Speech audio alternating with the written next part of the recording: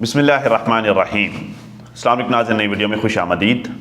मैं प्रोफेसर आज़म सागर हूँ और आप मेरा यूट्यूब चैनल देख रहे हैं। नाज़रीन, उम्मीद करता हूँ कि सभी खैरियत से होंगे और अपनी फैमिलीज़ के साथ खुश खुर्रम ज़िंदगियाँ गुजार रहे होंगे। अल्लाह ताला यूँ ही सभी को हंसता मुस्कुराता खिलखिलाता खुश और आबाद रखे।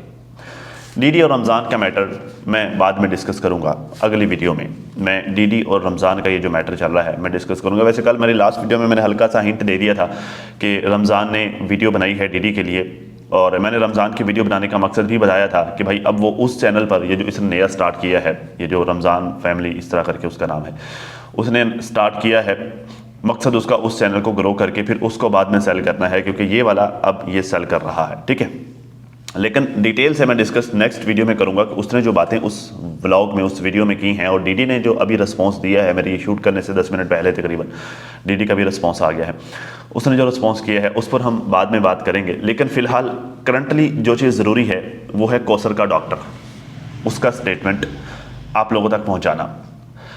क्या है जी? अच्छा, फर्स्ट ऑफ ऑल आपको ना एक और मज़े की बात बताता हूँ। वो मज़े की बात यह है कि आप व्यूवर्स पता क्या हैं? आप टीचर्स भी हैं, आप डॉक्टर्स भी हैं, आप जो क्या कहते होते हैं, वो एनालिसिस शेयर करने वाले को क्या कहते होते हैं, आप एनालिसिस करने वाले भी हैं। चले मैं ऐसे क्या बोल देता हूँ, ठीक है। आप सारा कुछ आप ही हैं। वजह क्या है? देखें, मिसाल के तौर पर अब हम क्रिएटर्स जो है ना, हम रिएक्शनिस्ट हो गए, या फिर जो है वो हम व्लॉगर्स हो गए, या फिर हम जो है वो मोटिवेशनल स्पीकर्स हो गए, या फिर हम इंटरटेनमेंट जो है वो कंटेंट क्रिएट करने वाले, इंटरटेनिंग कंटेंट क्रिएट करने वाले, वटएवर हम कुछ भी हो गए, हम जो भी हैं, हम सबको राह रास्त पर रखने वाले आप लोग होते हैं। आप लोग होते हैं हमारे डॉक्टर्स अगर हमारा दिमाग ख़राब हो जाए। ठीक है, आप लोग होते हैं हमारे डॉक्टर्स अगर हम डीमोटिवेट हो जाएं, डिसअपॉइंट हो जाएं, अगर हम जो है वो दिल छोड़ जाएं। आप लोग होते हैं हमारे मोटिवेशनल स्पीकर्स, और आप लोग होते हैं हमारे दिमाग के डॉक्टर्स और हमारे दिल के डॉक्टर्स। आप लोग होते हैं अगर हम गलत अल्फाज इस्तेमाल कर जाएं या फिर जो है वो गलत काम कर जाएं। आप लोग होते हैं हमारे टीचर्स, आप लोग होते हैं हमें समझाने वाले।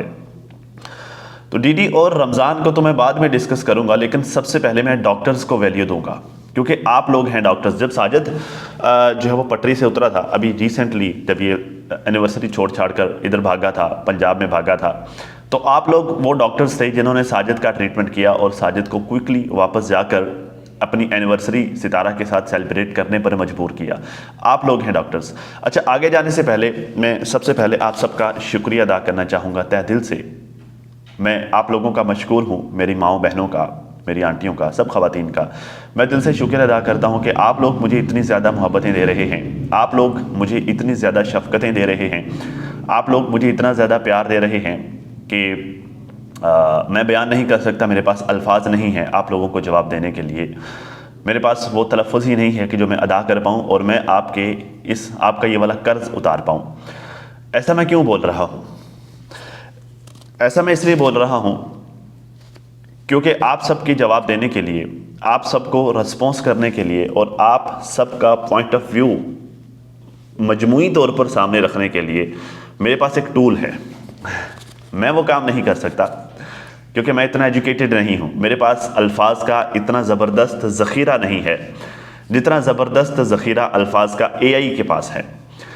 यूट्यूब ने एक नया टूल मुतारफ़ करवाया है, वो लगभग सबको मिला है, सारे क्रिएटर्स को मिला है, मुझे भी मिला है। वैसे दो टूल हैं। एक तो ये है कि आप कमेंट्स का रिस्पांस वॉइस मैसेज की शक्ल में दे सकते हैं। मतलब कमेंट्स में अगर फ़र्ज़ किया आप में से किसी ने भी मुझे कमेंट किया, तो अब मेरे पास ये ऑप्शन है कि मैं आपके कमेंट पर क्लिक करके मैं अपना जो रिस्पॉन्स है वो वॉइस में दे सकता हूँ। मुझे लिखने की ज़रूरत नहीं है। पिछले दिनों मैंने एक दो जो है वो कॉमेंट्स का रिस्पॉन्स इस तरह से किया भी था। अब पता नहीं जो है वो उन्होंने सुना या नहीं सुना, बहरहाल मैंने किया भी था, और ये सबके पास है।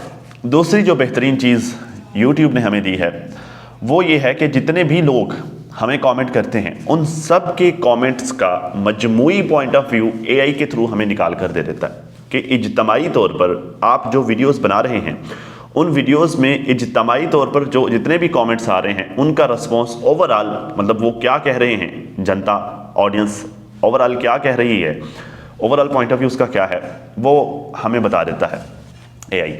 अब पिछले दिनों ये कौसर का मैटर चल रहा था, कौसर और सितारा का मैटर, इनफैक्ट अभी भी चल रहा है। कौसर अब क्योंकि कोई अपडेट नहीं है कि वो हॉस्पिटल से जो है वो उसको डिस्चार्ज कर दिया है या नहीं किया, उसका क्या बना, कहाँ तक पहुँची है बात, क्या मामला हैं। साजिद और ने दोबारा जो है वो रब्ता कर लिया है कौसर से या नहीं किया, ठीक है। अब जो है वो साजिद कौसर के पास आएगा या नहीं आएगा, आया कौसर साजिद के पास जाएगी या नहीं जाएगी, क्या होगा क्या नहीं होगा, अभी तक तो इस तरह की कोई इन्फॉर्मेशन नहीं है। सो मैटर अभी तक चल ही रहा है क्योंकि ये क्लोज ही नहीं हुआ, ठीक है। तो जब क्लोज होगा तब पता चल जाएगा कि हाँ ठीक है अब ये डिसीजन ये हुआ है, मतलब भाई ने वीडियो तो बना दी, मतलब भाई ने तो खलारा डाल दिया। उस खलारे के बाद अब आगे क्या क्या होने वाला है ये जब हो जाएगा हमें पता चल जाएगा हाँ ठीक है वो उसने माफ़ी मांग ली है या नहीं मांगी, वो दोबारा से करेगा या नहीं करेगा अभी हमें नहीं पता, क्योंकि अब उसने एक वीडियो बनाने के बाद वो गायब हो गया है, उसने दोबारा आकर रिस्पॉन्स ही नहीं किया, ठीक है। अब जो है वो साजिद वापस साजिद ने वो जो कह रहा था कि 15 दिन से रब्ता नहीं किया, उसने कर लिया है या नहीं किया, या क्या होगा क्या नहीं होगा, ये हमें तभी पता चलेगा कि जब अब कोई नेक्स्ट अपडेट इन लोगों की तरफ से आएगी। जब तक नहीं आएगी तब तक ये मैटर चल रहा है, तो क्लोज तो नहीं हुआ अभी तक, ठीक है। तो इस मैटर के चलते हुए लोगों का क्या ख्याल है, क्या मानना है, क्या पॉइंट ऑफ व्यू है, ये एआई ने हमें बता दिया है, ठीक है। और लोग क्या हैं, लोग डॉक्टर्स हैं क्योंकि लोग ही हैं जो बेहतरीन ट्रीट करने वाले। कभी कभी मेरा दिमाग खराब हो जाता है, मतलब मैं उल्टी सीधी बात कर जाता हूं मेरी वीडियो में, तो ठीक ठाक आकर मेरा ट्रीटमेंट कर जाते हैं, ठीक है। डीडी का ट्रीटमेंट करने वाले भी यही लोग हैं, ठीक है। अब अभी मतलब यही तो वजह है कि डीडी जो है वो पहले डीडी कैसा था, हमारी साइड की जो पॉजिटिव साइड की रिएक्शन, हमारी बहनें हैं, रिएक्शनिस्ट बहनें हैं, इनको जो है वो ठीक ठोक बजाकर गालियां दे जाता था। अब नहीं दे पाता, वजह क्योंकि आप लोग डॉक्टर्स हैं, आपने ट्रीटमेंट किया है, ठीक है। रमज़ान का ट्रीटमेंट करने वाले भी आप ही लोग हैं, साजिद का ट्रीटमेंट करने वाले भी आप ही लोग हैं, नाना का ट्रीटमेंट करने वाले भी आप ही लोग हैं, बड़ी बाजी का ट्रीटमेंट करने वाले भी आप ही लोग हैं। एक टाइम पर मेरा भी ठीक ठाक ट्रीटमेंट आप लोगों ने ही किया है। शाहरुख का ट्रीटमेंट करने वाले भी आप ही लोग हैं। नजमा भी आप लोगों के ट्रीटमेंट से ही तंग आकर बंदे की पुत्र बन के बैठ जाती है ठीक है। तो आप लोग हैं बेहतरीन डॉक्टर्स। तो भाई आप लोगों का क्या कहना है, क्या मानना है, ये मुझे एआई ने ओवरऑल बता दिया है। मतलब मैं एक एक कमेंट को रीड करने की बजाय सबके नाम लेकर एक एक कमेंट्स को रीड करूं, मुझे एआई ने ओवरऑल पॉइंट ऑफ व्यू आप लोगों का दे दिया। ये बड़ा ज़बरदस्त है। मुबारक हो मेरी उन बहनों को जिन्होंने कमेंट किया, अपना पॉइंट ऑफ व्यू दिया, ठीक है। और वो एआई ने उसको कैलकुलेट कर लिया है, उसने ऐड करके मुझे बता दिया है, ठीक है। तो मैं ज़रा आपको पढ़ के सुनाता हूँ। ये बड़ा मज़ेदार है, बड़ा ज़बरदस्त है, मुझे बहुत अच्छा लगा ये पॉइंट ऑफ व्यू, ये जो एआई ने मुझे निकाल के दिया ना, ये बड़ा ज़बरदस्त लगा। इसलिए मैंने इसको नोट कर लिया कि मैं आप लोगों के साथ शेयर करूँ, आप लोगों को सुन के मज़ा आएगा, बहुत ज़्यादा एंजॉय करेंगे आप लोग। एआई कहता है कि comment summary bye AI artificial intelligence, मतलब कमेंट्स समरी, जो मुझे कमेंट्स मौसूल हुए हैं पिछले 4, 5, 6 वीडियोस में, उन सब की समरी मुझे दे रहा है। कहता है जी the comments broadly reflect strong engagement with the ongoing marital drama. AI इसे ड्रामे का नाम दे रहा है, दर हकीकत है तो ड्रामा ही है ना, जो कौसर वालों ने किया है, कौसर के भाई वालों ने किया है, तो वो एआई भी इसे ड्रामे का नाम दे रहा है। अब एआई ने क्या किया है, उसने सिर्फ मेरे कमेंट्स नहीं देखे, मतलब मुझे ये वाली समरी देने के लिए उसने इन सारे रिएक्शनिस्ट, वर्दा सिस्टर होगी, नौशीन सिस्टर, मरियम सिस्टर और अदर साइड की जो रिएक्शनिस्ट हैं दूसरी साइड के, जिनको मैं आर्टिफिशियल मम्मियाँ या फिर सेकंड हैंड मम्मियाँ बोलता हूँ, उन सब के कमेंट्स भी एआई ने देखे हैं।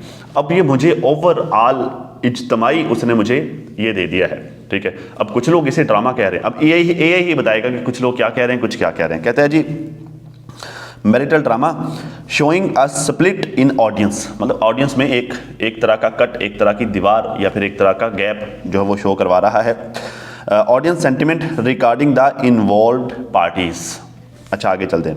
Audience division and blame assignment very frequently, ये उसने टॉपिक दिया है। आगे पता क्या कह रहा है, कहता है जी viewers are sharply divided in their sympathies with a significant portion criticizing Sitara and blaming her for Kausar's distress and alleged hospitalization। वो कह रही है बेसिकली कि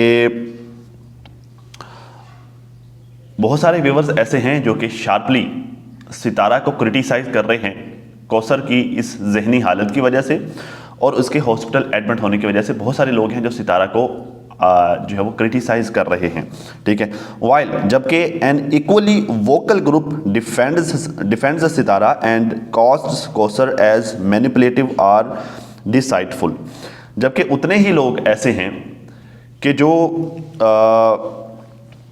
सितारा को डिफेंड कर रहे हैं और कौसर को मैनिपुलेटिव और डिसाइटफुल कह रहे हैं, ठीक है। मतलब एक उतना ही ज़बरदस्त ग्रुप ऐसा भी है जो सितारा को डिफेंड कर रहे हैं, ठीक है। अच्छा, अब ये जो दो आपको टॉपिक मैं सुनाने जा रहा हूँ, ये सबसे ज़्यादा इंपॉर्टेंट है, ये यहाँ पर गौर कीजिएगा। यह जी स्पेक्टिसिज्म रिगार्डिंग कोसर्स हॉस्पिटलाइजेशन। कहता है जी a large number of commenters express doubt about the authenticity of Kausar's hospital admission. कहता है एक लार्ज नंबर है लोगों का, एक बहुत बड़ा नंबर है जो कोसर के हॉस्पिटल एडमिट होने पर डाउटफुल है, वो अपने डाउट्स का इजहार कर रहा है। suggesting it might be a fabricated situation for sympathy or a reaction to Sitara's celebratory anniversary vlog, often demanding video proof। वो कहते हैं कि वो ये कह रहे हैं कि ये असल में ये एक फैब्रिकेटेड सिचुएशन है जो कि उसने सिंपैथी गेन करने के लिए बनाई है, ठीक है। और जो है वो ये हो सकता है कि सितारा ने ये जो एनिवर्सरी वाली वीडियो अपलोड की है, ये उसके रिएक्शन की वजह से भी उसने ये वाला कारनामा, ये वाला ड्रामा किया है, क्योंकि स्टार्ट में उसको ड्रामे का नाम दे चुका है। तो ये वाला ड्रामा जो है उसने सितारा के एनिवर्सरी व्लॉग की वजह से किया है। क्या मैंने मेरी कल वाली वीडियो में आपको ये नहीं बताया था कि जी एनिवर्सरी के ड्रामे के बाद अब मैंने जो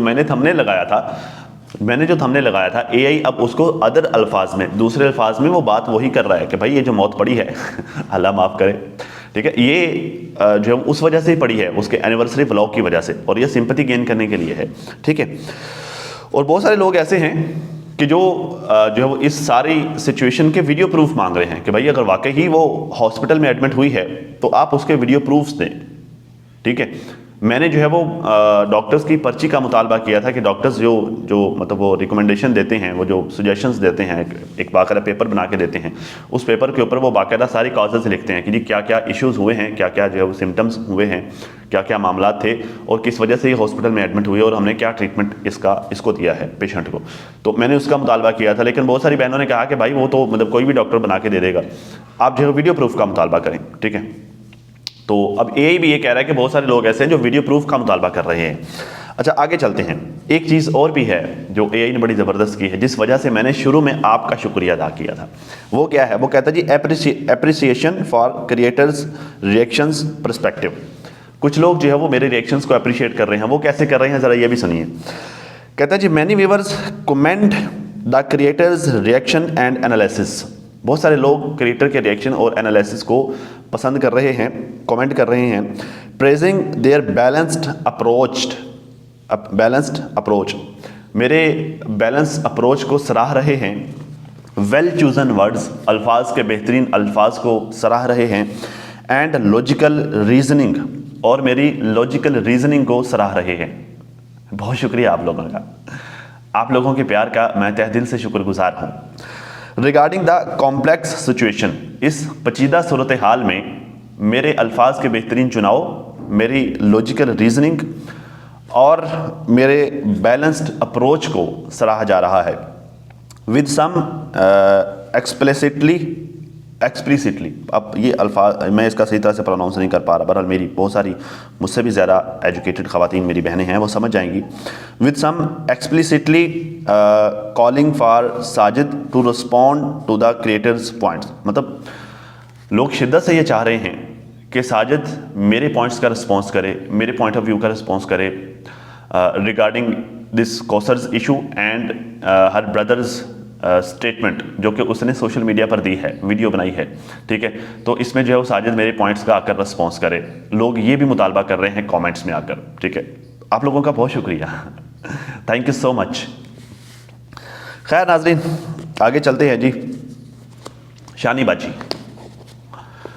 बाजी ने एक जो है वो वीडियो अपलोड की है जो कि उसने मतलब जो है वो काफ़ी ट्रेंड चला है उस वीडियो का भी, काफ़ी सारे लोगों ने उस पर रिएक्शन बनाया है, वीडियोस बनाई हैं, लेकिन मैंने उस तरह से देखा नहीं। कुछ लोगों ने जो है वो टाइटल्स पर ये लिखा हुआ था कि जी हलीमा जो है वो शानी के साथ रह रही है, किसी ने कुछ कहा, किसी ने कुछ कहा, हर किसी ने अपना अपना, लेकिन मैंने उसको एक अलग ही जाविये से देखा।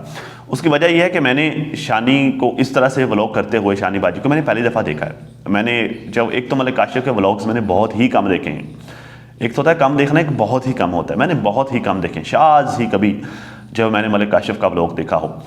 तो ऊपर से जो है वो ये शानीबाजी, मतलब कभी कभार जो है वो काशिफ के व्लॉग में अगर वो नज़र आ भी जाती है, तो जो इस तरह से बोलते हुए पब्लिक के साथ डायरेक्ट इंटरेक्ट करते हुए व्लॉग करते हुए मैंने इनको पहली दफ़ा देखा है।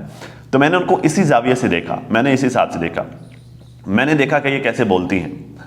अच्छा, पहले आगे जाने से पहले मैं यहाँ पर ये ज़रूर क्लियर कर दूँ, एक दफ़ा ऐसा हुआ था कि मैंने हलीमा के बारे में इस तरह कमेंट किया था अपनी वीडियो में। मैंने ये बताया था कि भाई उसका बोलने का अंदाज़ और जिस तरह से वो चीज़ों को देखती है वो अलग है। मैंने कहा था कि ये भी एक तोहफ़ा ही है, ठीक है। तो कुछ ख़वातीन को बहुत बुरा लगा था, उनको लगा था कि शायद जो मैं उसको हरासा कर रहा हूँ या हैरेसमेंट कर रहा हूँ। तो मैं ऐसा कुछ नहीं कर रहा था और अभी भी मैं ऐसा कुछ नहीं कर रहा। मैंने सिर्फ एक डिफरेंट चीज़ देखी है, मतलब उनका बोलने का अंदाज़।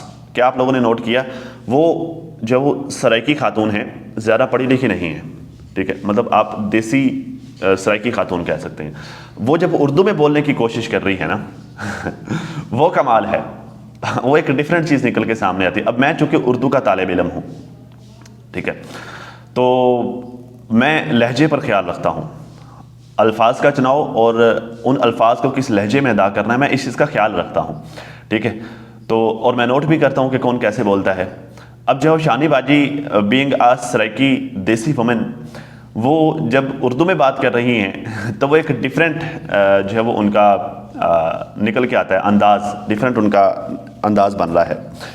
अब देखिए अल्फाज का चुनाव उनका देखिए, अब चूँकि वो ज़बरदस्ती उर्दू में बोलने की कोशिश कर रही हैं, प्योर सराइकी वुमन है, मोस्टली वो सराइकी में बात करती हैं, तो जब वो उर्दू में बोलने की कोशिश करेगी तो वो कैसे बोलेगी, कहती है जी ओए होए होए इतना देखो अज ता बहुत ज़्यादा धुंध है मतलब धुंध नहीं, धुंध। अब उनको नहीं पता, फ़र्क नहीं पता कि धुंध जो उर्दू में धुंध को उर्दू में धुंध कहते हैं, ठीक है, मतलब इतना ज़्यादा खींचना नहीं होता, अल्फाज को सिंपली अदा करना होता है। तो कहती हैं जी धुंध है, अज ता कुछ भी नज़र नहीं आ रहा, अज ता आज तो नहीं, अज ता मतलब वो सराइकी और उर्दू को मिक्स कर रही हैं और उनका एक्सेंट सराइकी वाला है, बोल वो उर्दू रही हैं। तो ये एक आप लोगों ने अक्सर नोट किया होगा कि जिसकी जो अदर लैंग्वेज का जो स्पीकर होता है ना, जैसे जो मैं पंजाबी स्पीकिंग आदमी हूँ, मैं जब सराइकी में बोलता हूँ ना तो मेरा एक्सेंट जो होता है वो पंजाबी वाला होता है। तो अक्सर मेरे सराइकी दोस्त मेरा सराइकी बोलना बहुत पसंद करते हैं। वजह वो कहते हैं यार एक डिफरेंट वाइब आती है, तुम पंजाबी होकर जब सराइकी में बात करते हो तो तुम्हारा वो जो एक्सेंट है सराइकी पंजाबी वाला एक्सेंट सराइकी में बोल रहा है, तो वो हमें एक जो लुत्फ़ आता है तुम्हें सुन के, ठीक है। तो यही इनको इस तरह से सुन के एक अच्छा एहसास होता है कि ये सराइकी एक्सेंट में जब उर्दू में बात कर रही हैं तो एक अच्छा जो है वो फील आता है। तो मैंने इस वजह से ये नोट किया है। सुने कहती पता क्या कहती, इतना देखो अज ता बहुत ज़्यादा धुंध है, अज ता कुछ भी नज़र नहीं आ रहा, ये देखो अज ता बहुत ज़्यादा धुंध है ठीक है। तो मैंने जो इनका पूरा ब्लॉग देखा और मैंने फिर बार बार देखा, मुझे अच्छा लगा। और इनका ये वाला एक्सेंट सुनने के बाद मुझे पता कौन याद आ रहा था, मुझे अनवर मसूद नज़र याद आ रहा था। अनवर मसूद को अगर आप लोग नहीं जानते तो यूट्यूब पर ज़रूर सर्च कीजिएगा, पंजाबी शायर है, बेसिकली वो शायर है सिर्फ, लेकिन उनकी शायरी पंजाबी और उर्दू में मिक्स होती है, मतलब पंजाबी और उर्दू का मिक्सचर होता है और समहाउ वो बड़ी जो है वो फ़नी सी नज़में लिखते हैं। उनकी मुझे ना एक नज़म याद आ रही थी बुनियान के नाम से। उन्होंने कुछ अर्सा कबल जो एक बुनियान के नाम से ना एक नज़म उन्होंने कही थी, मैं आपको सुनाता हूँ, बड़ी ज़बरदस्त है। कहते हैं जी, ये पंजाबी में है, जिन लोगों को पंजाबी समझ आती है ना वो लोग इंजॉय करेंगे। कहते हैं जी, बनैन लैन जाते हो, बनैन लेके आते हो। बनैन का आपको पता है, ये मैंने भी पहनी हुई है, ये नज़र आ रही होगी, ये देखें, मतलब अक्सर मर्द हजरात शर्ट के नीचे से पहनते हैं बनैन। बुनियान भी उर्दू में से बुनियान कहा जाता है, पंजाबी में बनैन कहते हैं। कुछ लोग बलैन भी कहते हैं, कुछ लोग बनैन भी कहते हैं, मतलब हर किसी का अपना अपना अंदाज़ है। उर्दू में बुनियान होता है, पंजाबी में बनैन, हम लोग बनैन कहते हैं, बनैन। तो खैर कहता जी, बनैन लैन जाते हो, बनैन लैके आते हो, पांदे हो तो पेंदी नहीं। बनैन लैन जाते हो, बनैन लैके आते हो, पांदे हो तो पेंदी नहीं, पै जाए तो लेंदी नहीं, लै जाए तो दूजी वारी पाण जोगी रहिंदी नहीं। बनैन लैन जाते हो, बनैन लैके आते हो, पांदे हो तो पेंदी नहीं, पै जाए तो लेंदी नहीं, लै जाए तो दूजी वारी पाण जोगी रहिंदी नहीं। बनैन मैं देंगा, बनैन मैं देंगा, मतलब बनैन मैं दूंगा। अब असल में ये कौन कह रहा है, ये कह रहा है वो जो बनैन सेल करने वाला होता है ना, वो जो रेडी बान या फिर शॉपकीपर जो कि बनाने बेच रहा होता है, बनियान्स बनियाने बेच रहा होता है वो बंदा, वो असल में ये नारा लगा रहा है। ये वो अक्सर होता है ना कि सब्जी वाले होके लगाते हैं, आलू है, मटर है, सब्जी है, फलानी है, ढमकानी है तो वो नारा लगाता है ना, वो होके लगाता है। तो ये असल में ये होका लगा रहा है। कहता जी बुनैन मैं देंगा, पाओगे तो पै जाए, लाओगे तो लै जाए तो दूजी वारी पाण जोगी रह जाए। बनैन मेरी वधिया, बनैन मेरी वधिया, बनैन मेरी टॉप दी, वधिया ਵੱਡਿਆਂ ਨੂੰ पूरी आवे, ਨਿੱਕਿਆਂ ਦੇ नाप दी, चीज़ होवे असली ते मूँहों पई बोलदी, चीज़ होवे असली ते मूँहों पई बोलदी, धुੱਪ नालों गोरी लगे, रस्सी उत्ते डोलदी। बनैन मेरी वधिया, बनैन मेरी टॉप दी, ਵੱਡਿਆਂ ਨੂੰ पूरी आवे, ਨਿੱਕਿਆਂ ਦੇ नाप दी, चीज़ होवे असली ते मूँहों पई बोलदी, धुੱਪ नालों गोरी लगे, रस्सी उत्ते डोलदी। ते जिन्नी वारी चाहो तुसी, जिन्ने नहीं वारी नहीं, असल में वरे, वरे कहते हैं साल को। पंजाबी का ये ना ठिठ पंजाबी का लफ्ज़ है वरे। अक्सर जो है वो हम भी कह रहे थे केड़ा वरे लग जाने, वरे बोल जाते हैं असल में सालों को भी, कितने साल लग जाएंगे। अब वो कह रहा है जी ते जिन्ने वरे चाहो तुसी इस नूं हंडा लो, जिन्ने वरे चाहो तुसी इस नूं हंडा लो, फिर भावें बच्चों का जांगिया बना लो। जांगिया किसे बोलते हैं? जांगिया कच्छे को बोलते हैं, निकर को। मतलब वो कहता है कि आप जितने साल चाहें इसे पहन लें, इस्तेमाल कर लें, उसके बाद चाहें तो बच्चों का पजामा बना लें। मेरी बनैन इतनी वधिया है, इतनी अच्छी है। तो मुझे जो है वो ये अनवर मसूद की ये पंजाबी नज़म बड़ी याद आ गई कि ये भी जो है वो अपनी बनैन बेच रहे थे। असल में ये क्यों याद आया मुझे, शानी बाजी ये नहीं करना चाह रही होंगी जो उन्होंने किया है। इनको मतलब काशिफ ने कहा होगा, काशिफ भाई ने कहा होगा कि तुम व्लॉग बनाओ, क्योंकि असल में ऐसा है कि काशिफ भाई को अब समझ नहीं आती कि वो क्या बोलें क्या ना बोलें। मैंने कल परसों भी जो है वो इनके एक वीडियो को आप लोगों के सामने रखा था, शायद मैं नहीं रख पाया मेरे ख्याल से, हाँ मैं नहीं शूट कर पाया था वो वीडियो, जिसमें जो है वो ये बोल रहे थे रमज़ान के बारे में बोल रहे थे। हाँ रमज़ान के बारे में बोल रहे थे कि हाँ जी उस पर केस हुआ है या नहीं हुआ।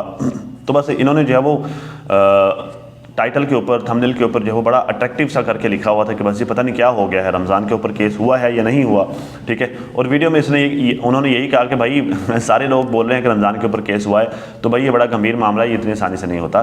तो सारे लोग ये बोल रहे हैं, साजिद ने बोल दिया था, अब मैं उसमें मज़ीद कुछ नहीं बोलूँगा, बस इतनी सी बात थी। थंबनेल के ऊपर लिखा हुआ था, तो मतलब उनको समझ नहीं आती कि उन्होंने क्या बोलना है क्या नहीं बोलना है। तो उन्होंने अब जो है वीडियो बनाने के लिए शानी बाजी को मजबूर किया होगा या कहा होगा कि भाई अब तुम वीडियोस बनाया करो, मुझे तो समझ नहीं आती कि क्या वीडियो बनानी क्या बोलना है, चलो तुम जो है वो घर के काम दिखा दिया करो, ठीक है, घर के काम जो तुम करती हो। अब जैसे आज वो आलूओं को मिट्टी लगाते हुए दिखा रही थी, ठीक है, तो उन्होंने जब इनको लगा दिया कि भाई आप बनाया करो तो ये आपसे होगा। तो अब जब ये ज़बरदस्ती जो है वो व्लॉग बनाने की कोशिश करती हैं, हालांकि एक्सपीरियंस नहीं है। तो मैंने इस चीज़ को नोट किया, फील किया कि भाई यूट्यूब क्या कर रहा है, ठीक है, यूट्यूब क्या कर रहा है और यूट्यूब पर आने वाले व्यूज़ क्या कर रहे हैं और व्यूवर्स क्या कर रहे हैं। मैंने आप लोगों को डॉक्टर्स क्यों कहा, क्योंकि आप लोग जो है वो उल्टे बंदे को सीधा कर देते हो, जो है वो घूमी हुई खोपड़ी को सीधा कर देते हो। और फिर मैंने ये भी कहा था कि डीमोटिवेट लोगों को आप लोग मोटिवेट कर देते हो। अब शानी बाजी ये क्यों कर रही होंगी, ज़ाहिर है उनके भी दिल में होगा कि मैं ये वीडियो बनाऊंगी, चलो मैं कोशिश करके उर्दू बोलूँगी तो लोग मुझे पसंद करेंगे, शायद मेरी वीडियो वायरल हो जाए, शायद जो है वो लोग मेरी वीडियो को पसंद करना शुरू कर दें, शायद ज़्यादा व्यूज़ आने लग जाएँ, शायद अच्छे अच्छे कमेंट्स आना शुरू हो जाएं, शायद लोग पसंद करना शुरू हो जाएं, शायद ज़्यादा पैसे आने लग जाएं, ठीक है। उनकी ये थॉट्स होगी, इस वजह से वो ये कर रही हैं, मजबूर होकर ये कर रही हैं। वो कर रही हैं जो उनको करना नहीं आता, वो करने की कोशिश कर रही हैं जो उनसे होता नहीं है, उनको करना नहीं आता, वो ज़बरदस्ती का कर रही हैं। तो इस वजह से ये वाला हो रहा है, ये अंदाज़ हो रहा है, ठीक है। कहते हैं कि यूट्यूब फैमिली, कल मैंने कौसर भाभी के भाई का व्लॉग देखा है, वो कह रहा था कि जो कौसर हॉस्पिटल एडमिट है सितारा की वजह से, वो भाई क्यों सितारा की वजह से क्यों हस्पताल एडमिट है, कन्फर्म तो नहीं है जो वो हस्पताल में है, मतलब कन्फर्म तो नहीं है कि वो हॉस्पिटल में है या नहीं है भी सही तो उसकी वजह क्या है, वो क्या किया है उन्होंने हॉस्पिटल में उन्होंने भेजा है। मतलब ये कह रहे हैं कि असल में क्या इनको हॉस्पिटल में सितारा ने भेजा है, ये सितारा को क्यों बोल रहा है, असल में वो ये कहना चाह रही हैं, लेकिन वो उनका जो है वो अंदाज़ कुछ इस तरह का है, दूसरा उनके पास जो है वो कोई बहुत ज़रा अल्फाज का ज़ख़ीरा नहीं है, वो हैं भी फिर कैमरे के सामने मेरे ख्याल से शाज़ ही वो बात करती हैं, तो वो वाली एक झिझक भी है कैमरे के सामने बोलने वाली। तो मल्टीपल चीज़ें हैं जो रेजिस्टेंस पैदा कर रही हैं, ठीक है।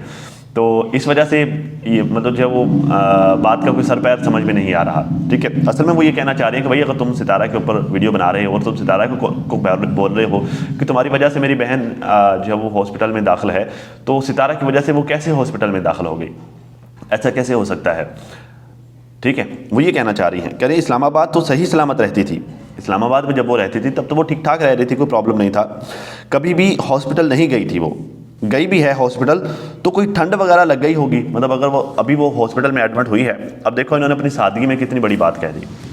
भाई हो सकता है कि कुछ सर्दी में लग जाने की वजह से कुछ जो इन्फेक्शन वगैरह हो गया हो, उस वजह से उसको फीवर वगैरह हो गया हो, टेम्परेचर वगैरह या इस तरह का कोई सीन हो गया हो, तो उस वजह से हो सकता है कि वो हॉस्पिटल में एडमिट हो गई हो। तो आप लोगों ने यहाँ पर आकर ड्रामा करना शुरू कर दिया कि भाई जो है वो सितारा ने भेज दिया, उसको मेंटल हेल्थ हो गई, वो डिप्रेशन में चली गई, अलम गलम पता नहीं क्या क्या हो गया। तो आप लोगों ने यहाँ पर आकर ये ड्रामा करना शुरू कर दिया है। हो सकता है उसको सिर्फ ठंड लगने की वजह से आप लोग उसको डॉक्टर के पास लेकर गए और दवाई शवाई ली हो, तो आप लोगों ने यहाँ पे ड्रामेबाजी शुरू कर दी। अब देखो अपनी सादगी में ये कितनी बड़ी बात कर गई है, ठीक है। कहते हो सकता है उनको कोई ठंड वगैरह लग गई होगी और बार बार सितारा बहन को टारगेट कर रहा है और उनका भाई व्लॉग बना देता है, वो अच्छा नहीं कर रहा क्योंकि अपनी बहन का घर ख़राब कर रहा है और उनको ऐसा नहीं करना चाहिए। बार बार सितारा के ऊपर व्लॉग बना देता है। कौसर भाभी अपने भाई को मना करो, अपना घर ख़राब नहीं करो कौसर भाभी। अब असल में मैं एक और चीज़ आप लोगों को बताना चाहूँगा, जिन लोगों को घर की वैल्यू का नहीं पता, अब ये कौसर नहीं पता ना, मतलब नहीं पता तभी तो ख़राब कर रही है। नाना को घर की वैल्यू का नहीं पता, और भी बहुत सारी होंगी ख़वातीन जिनको नहीं पता होगा घर की वैल्यू का। तो घर की वैल्यू क्या होती है वो शानी से आकर सीखें, इस देसी खातून से आकर सीखें, इस विलेजर खातून से आकर सीखें।